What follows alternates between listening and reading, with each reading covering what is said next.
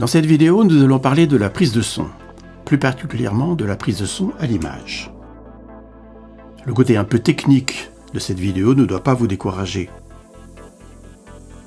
Pour améliorer le son de vos films, il est important de connaître les éléments de base. Qu'il s'agisse du matériel, de la mise en œuvre ou des procédures. Je vais simplifier au maximum, sachant qu'il n'est pas nécessaire de tout connaître en détail. Mais si ça peut vous encourager, n'oubliez pas que le son que l'on a tendance à négliger compte pour au moins 50% dans l'impression que le film va faire sur le spectateur. Vous connaissez déjà les différentes situations que vous rencontrez au cours de vos tournages. L'interview, le plus souvent en intérieur, dans une ambiance calme. Le reportage, c'est le domaine du JRI, le journaliste reporter d'images. C'est d'ailleurs la situation dans laquelle vous vous trouvez souvent quand vous faites un film de voyage. Et la fiction, où là, tout est possible, l'imagination n'a pas de limite. Nous allons donc voir ensemble le principe des différents dispositifs de prise de son qui correspondent à l'interview et à la fiction. Pour le reportage et vos films de voyage, la prise de son est nécessairement différente puisque vous êtes en général seul aux manettes. On traitera du problème dans une vidéo à part. Mais à chaque fois, il sera de toute façon nécessaire d'analyser les situations pour définir les meilleurs choix et avant tout d'apprendre à écouter. Nous allons donc parcourir les contenus suivants. Le matériel tout d'abord, avec la description des principes du microphone, le principe du son à la perche, les micro-cravates qui utilisent des systèmes de transmission HF. Ensuite, les dispositifs d'enregistrement sur les différents supports.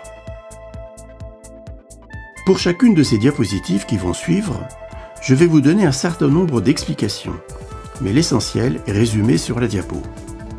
Une fois les commentaires finis, mettez la vidéo sur pause et reprenez tranquillement ce qui vient d'être dit.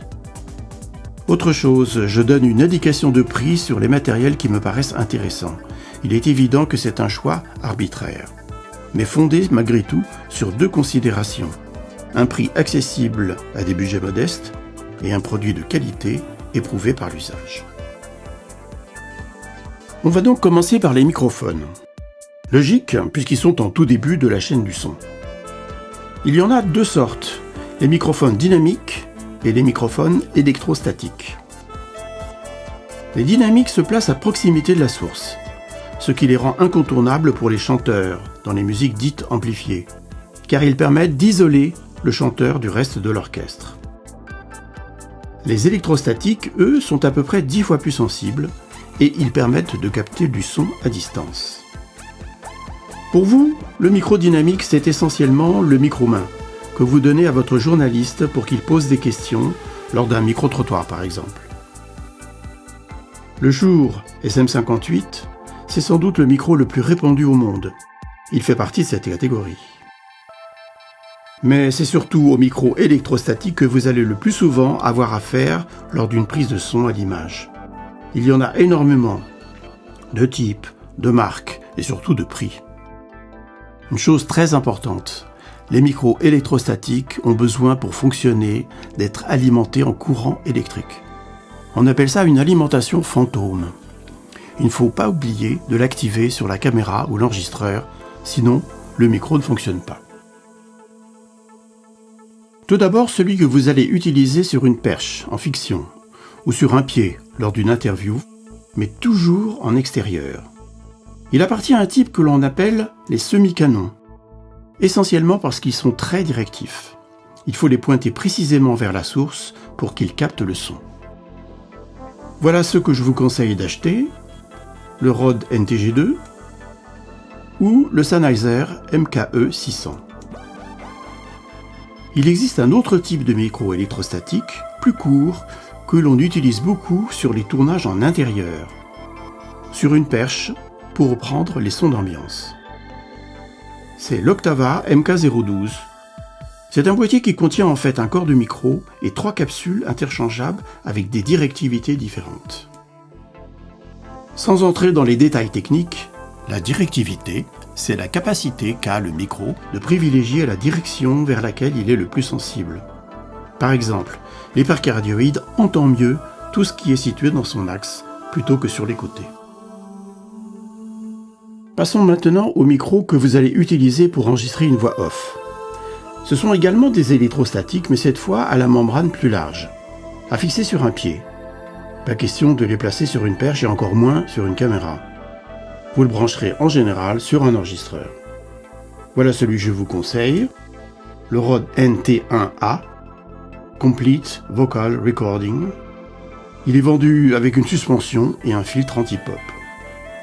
Toujours dans le domaine des électrostatiques, on trouve aussi des micro-cravates. Et on en parlera tout à l'heure. Passons aux câbles maintenant. Ils transmettent les signaux vers la caméra, l'enregistreur, les enceintes. Ils sont omniprésents, même si aujourd'hui, avec les transmissions HF, ils deviennent un peu moins nombreux. On les distingue par le type de connecteur qu'ils utilisent. Tout d'abord, ceux qui utilisent une liaison dite symétrique. Sans entrer dans les détails techniques, disons simplement que la liaison symétrique permet de supprimer les signaux qui risquent de parasiter la modulation. Par exemple, lorsque le câble passe près d'un équipement électrique comme un amplificateur. Le connecteur XLR, c'est celui qui se branche sur la sortie de votre micro. À ce moment-là, c'est une prise femelle. Et de l'autre côté, sur la caméra ou l'enregistreur, à ce moment-là, c'est une prise mâle. Le jack 635, lui, il est identique des deux côtés. En général, il est utilisé pour relier des équipements, comme les enregistreurs, les interfaces. La prise RCA, elle, n'est pas symétrique. C'est pourquoi on l'utilise sur des longueurs limitées, 3 mètres en général au maximum, pour ne pas trop risquer qu'elle soit parasitée. Citons aussi les câbles HDMI, mini jack et coaxial. Avant d'aller plus loin et de définir les meilleurs dispositifs pour la prise de son à l'image, je vous propose de comprendre pourquoi le micro, lorsqu'il est placé sur une caméra, n'obtient pas de bons résultats. Sur cette première image, on voit une personne, à gauche, interviewée grâce au micro placé sur un hybride Sony Alpha 7. Sur le plan sonore, nous avons les sons directs venant de la personne et les ambiances qui environnent toute la scène. Voyons maintenant ce qui se passe si la caméra ou la personne interviewée recule. Les ambiances restent évidemment les mêmes, mais pour le micro, l'intensité des sons directs venant de la personne diminue. Alors, vous me dites qu'il suffit de remonter le niveau général, mais dans ce cas, le rapport entre le son direct et les ambiances ne sera plus le même, parce que les ambiances, elles aussi, elles vont remonter. Et les propos risquent de devenir incompréhensibles. La solution, c'est de demander à une personne qui tient un micro sur une perche de se déplacer, à la demande, de telle sorte que la distance entre la personne interviewée et le micro reste toujours la même, afin que le rapport entre le son direct et les sons d'ambiance reste toujours le même aussi. Alors voyons un peu de quoi est fait cette perche. La perche télescopique, proprement dite, pour pouvoir aller chercher le son un peu loin. Une suspension pour fixer souplement le micro semi-canon. Le micro lui-même, qu'on va mettre évidemment dans la suspension. Une bonnette avec son windjammer pour protéger du vent. Si on veut vraiment bien faire les choses, on va maintenant distinguer l'utilisation de la perche en intérieur de celle en extérieur. En extérieur, on utilise un micro semi-canon qui a la particularité d'atténuer les ambiances latérales.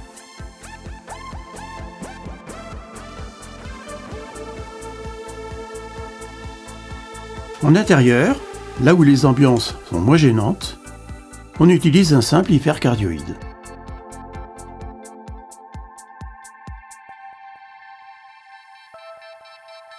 Penchons-nous maintenant sur le micro-cravate. À quoi il sert tout d'abord? Puisque, quand on voit la petite taille du micro, on comprend tout de suite que le son capté par ce micro sera moins bon que celui capté par le micro de la perche. Eh bien, le micro-cravate est avant tout une sécurité pour pallier les problèmes de perche. Tout d'abord, les maladresses du perchman. Il lui est quelquefois difficile de suivre le sujet qui tourne la tête, avance, recule sans prévenir. il peut aussi recevoir un coup sur sa perche, ce qui va rendre le son inutilisable. Ensuite, le micro semi-canon a beau être conçu pour ne pas prendre trop d'ambiance, c'est quelquefois mission impossible, dans une rue très passante par exemple. Alors le cravate, qui est très proche du visage, lui, prendra beaucoup moins d'ambiance et on privilégiera le son qui a été pris par lui. Il y a un troisième cas, c'est lorsque la source se trouve très éloignée de la caméra. Alors dans ce cas, si le perchman suivait le sujet pour rester à proximité, il rentrerait dans le cadre.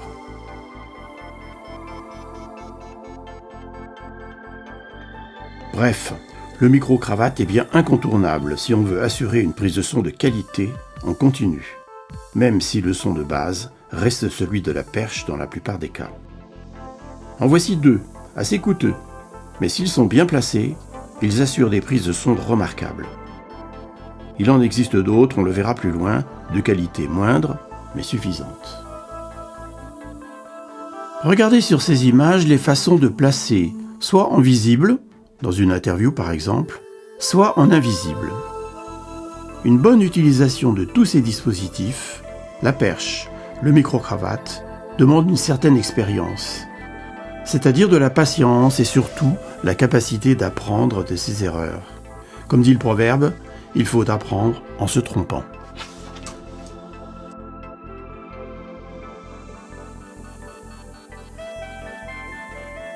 Et pour compliquer encore un peu les choses, on va maintenant se plonger dans la transmission des signaux par ondes haute fréquence, les fameux HF.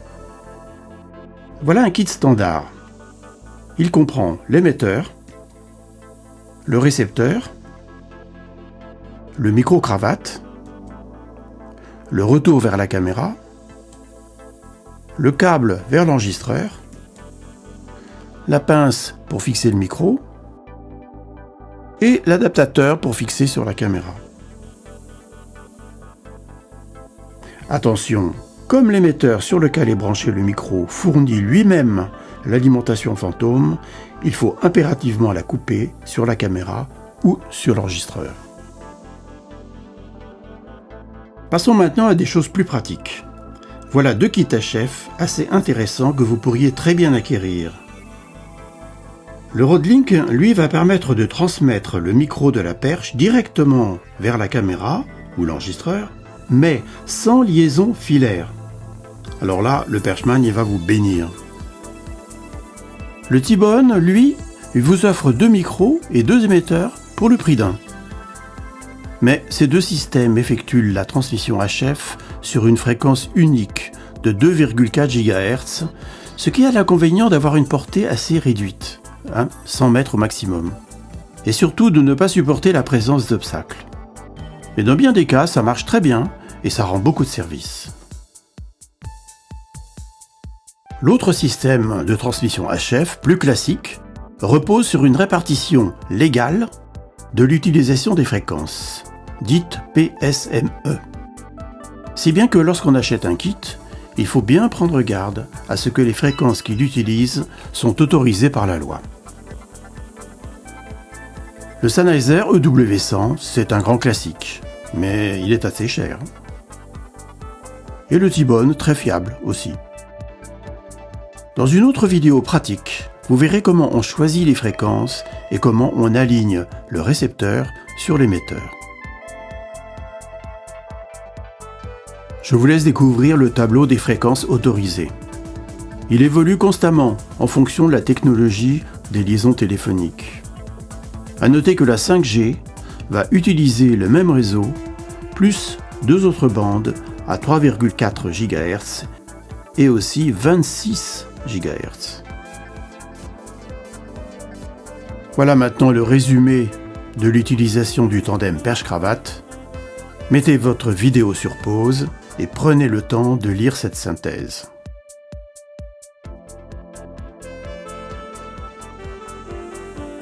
Alors tout n'est pas terminé, loin de là. Penchons-nous maintenant sur les supports d'enregistrement. On trouve successivement les caméras, avec entrée-son au format XLR. Des appareils photo hybrides, dits DSLR, avec les kits d'entrée son XLR aussi à rajouter. Les enregistreurs externes, comme le Zoom F4 ou encore le H6, tous les deux avec 4 entrées. On va maintenant rentrer dans le vif du sujet avec les différentes configurations possibles du son dans une unité de tournage. Dans la première, le son est directement enregistré dans la caméra. Un petit boîtier avec les entrées XLR permet de configurer la nature du signal. Mais comme le cadreur ne peut pas contrôler les niveaux en permanence, il faut se mettre en mode auto. C'est la caméra qui agit automatiquement sur les niveaux.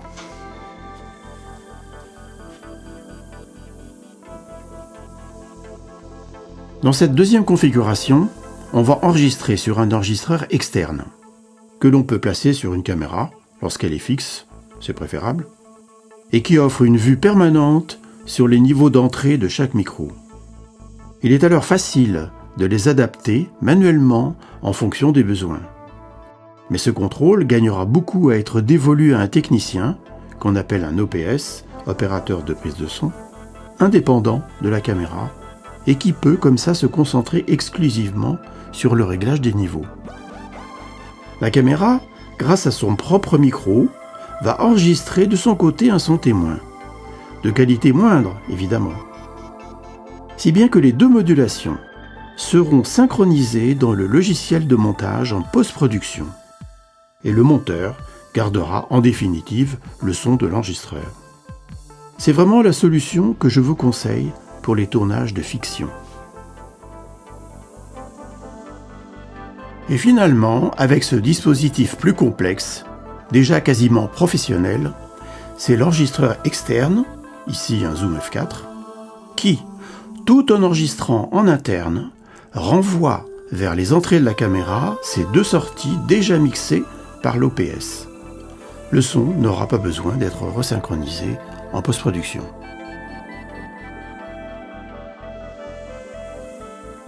Voilà, ce tour d'horizon est maintenant terminé. Je ne vous cache pas que le vrai travail commence maintenant. Aussi, pour vous aider, on vous a préparé quelques vidéos réalisées sur des tournages réels, dans lesquels on filme toutes les étapes des mises en œuvre, des réglages, des procédures, tout ça en temps réel avec des techniciens qui vous expliquent chaque geste. Vous pourrez faire en sorte d'avoir ces vidéos directement sur votre lieu de tournage pour les consulter au fur et à mesure de vos installations et suivre pas à pas nos conseils. Bon travail!